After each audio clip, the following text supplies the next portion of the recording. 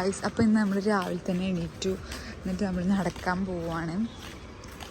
ഞാനും ആദിലും കൂടി കണ്ടിട്ട് പോണത്. നമ്മളെ ടാർഗറ്റ് എന്ന് പറയുന്നത് റിട്ടേൺ സ്റ്റെപ്സാണ്. അപ്പം നമുക്ക് നോക്കാം നടക്കുമെന്ന്. ഇതൊരു സൺഡേ വ്ളോഗാണ്. നമ്മൾ ഞായറാഴ്ച നമ്മൾ എന്തൊക്കെ ചെയ്യണമെന്ന് കാണിച്ചു തരുന്നു. അല്ലാതെ ഒന്നും ചെയ്യുന്നില്ല. ഹോസ്റ്റലായതുകൊണ്ട് ഭയങ്കര ബോറിങ്ങാണ്.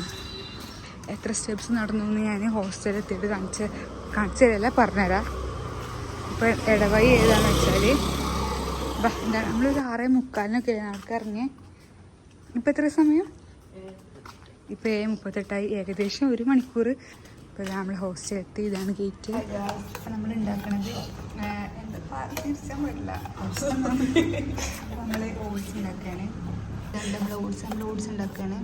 ആദ്യം ഉണ്ടാക്കണത് നമ്മൾ ഇടയ്ക്കൊക്കെ ഉണ്ടാക്കലുണ്ടായിരുന്നു. ഓട്സൊന്നുമല്ല, നമ്മൾ നട്ട്സ് ഇങ്ങനെ മുറിച്ചിട്ടാണ് ആയിക്കിട്ടാം. ഞങ്ങൾ കുറച്ച് ഹെൽത്തി അവനൊക്കെ തീരുമാനിച്ചത്.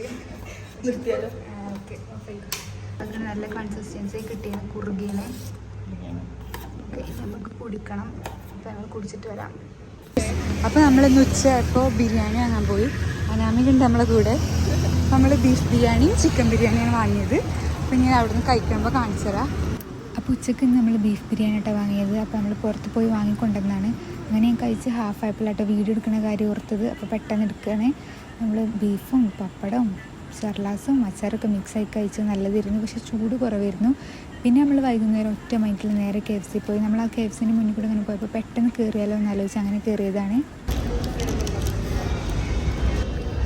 ഇന്നത്തെ സാധനം വേറെ റാപ്പ് ഉണ്ടായിരുന്നു. പക്ഷേ പൊറാട്ടയിൽ പുതിയ റാപ്പ് എന്തെന്ന് പേരുണ്ടായിരുന്നു. പൊറാട്ടയിൽ മാഗി നമ്മൾ ഉണ്ടാക്കണേ.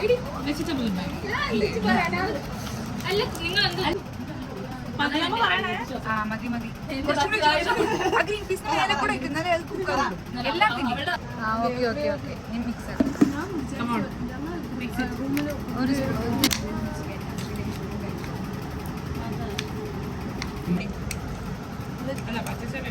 എന്താ നമ്മൾ അതിലിട്ടിട്ടല്ലോ